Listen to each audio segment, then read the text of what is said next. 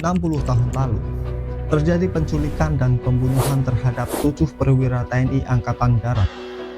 Mereka diculik dan dibunuh oleh pasukan Cakrabirawa pimpinan Letkol Untung Syamsuri. 7 perwira ini dibunuh karena dituduh terlibat dalam Dewan Jenderal yang akan mengkudeta Presiden Soekarno. Peristiwa ini kemudian dikenal dengan Gerakan 30 September.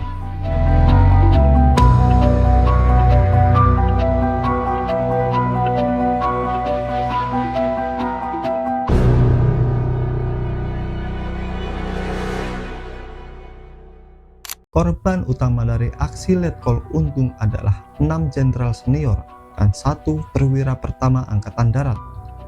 Mereka adalah Letjen Ahmad Yani, Maijen R. Suprapto, Maijen MT Haryono, Maijen S. Parman, Brigjen D. Panjaitan, Brigjen Sutoyo, serta Letu Wieretandean, Ajudan Jenderal Ahana Sution yang ikut menjadi korban penculikan.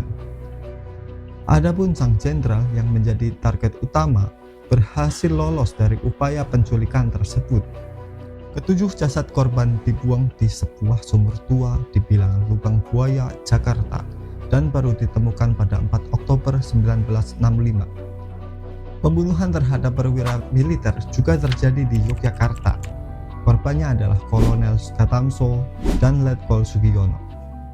Para korban dari tragedi 30 September kemudian diangkat menjadi pahlawan revolusi. Namun, dari balik tragedi berdarah itu, timbul satu pertanyaan yang hingga kini masih diperdebatkan. Apa yang melatar belakangi peristiwa G30S? Terdapat banyak versi yang mencoba menjelaskan mengenai penyebab terjadinya tragedi 30 September.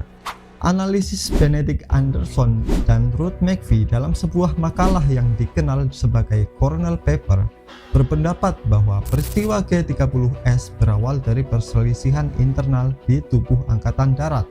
Para perwira menengah seperti Letkol Untung merasa kecewa terhadap gaya hidup jenderal-jenderal senior yang dianggap berlebihan.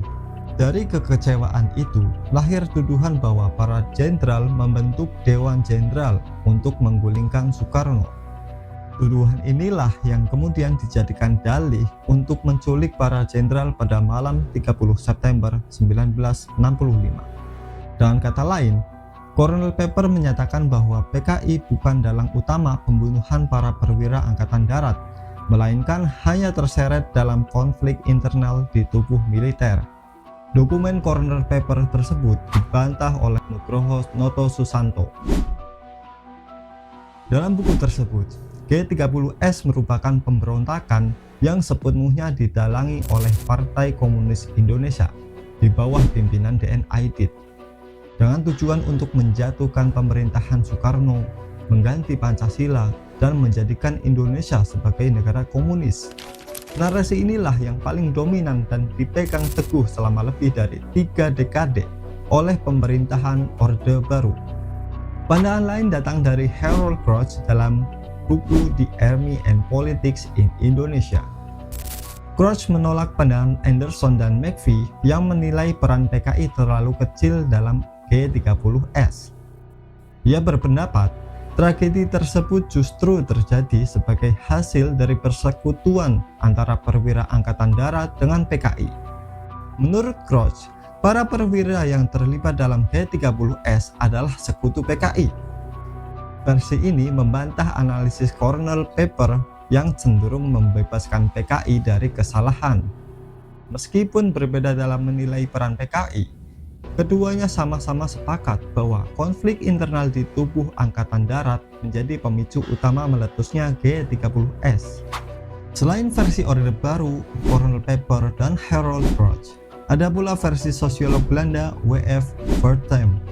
Ia mengemukakan hipotesis bahwa Soeharto dan para jenderal Angkatan Darat yang anti-komunislah yang justru mengorganisasikan G30S untuk menciptakan dalih menyerang PKI dan menggulingkan Presiden Soekarno.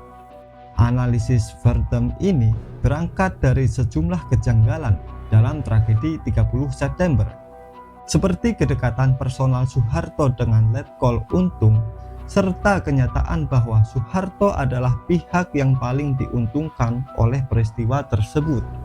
Selain keempat versi di atas, ada pula analisis John Rusa dalam buku yang berjudul Dalih Pembunuhan Massal. Rusa menawarkan pendekatan berbeda. Alih-alih berfokus pada siapa dalang utama, ia merekonstruksi peristiwa secara lebih menyeluruh. Menurut Rusa, G30S merupakan aksi yang tergesa-gesa dan diorganisasi dengan buruk oleh faksi-faksi kecil di tubuh Angkatan Darat dan PKI. Ia mengakui adanya keterlibatan elit-elit PKI, tetapi menilai bahwa PKI secara institusi belum dapat dipastikan sebagai dalang utama. Bagi Rusa, G30S adalah dalih yang dimanfaatkan Soeharto dan klik Angkatan Daratnya untuk menumpas PKI, sekaligus melapangkan jalan bagi dirinya mengambil alih kekuasaan dari Presiden Soekarno. Terlepas dari perdebatan tentang siapa dalang sebenarnya, yang jelas peristiwa G30S meninggalkan dampak besar bagi perjalanan bangsa Indonesia. Tragedi ini menjadi titik balik yang mengubah arah politik, ekonomi, dan kehidupan sosial masyarakat Indonesia. Pasca tragedi tersebut, arah politik dan sistem pemerintahan Indonesia bergeser drastis. Jika di era Soekarno, Indonesia condong berkiblat pada negara-negara sosialis seperti Uni Soviet dan China, maka di bawah kepemimpinan Orde Baru Soeharto, orientasi politik diarahkan ke Barat, khususnya Amerika Serikat. Pergeseran ini bukan hanya berdampak pada politik luar negeri, tetapi juga pada ekonomi domestik, ditandai dengan dimulainya era liberalisasi dan masuknya investasi asing. Di sisi lain, tragedi 30 September juga melahirkan gelombang kekerasan massal terhadap mereka yang dituduh terlibat. Penangkapan, pembunuhan, dan pembuangan terjadi di berbagai daerah. Banyak orang dipenjara bertahun-tahun tanpa melalui proses hukum. Mereka yang selamat tetap hidup dalam stigma sebagai tahanan politik selama Orde Baru, dan akses yang terbatas terhadap pekerjaan maupun ruang sosial.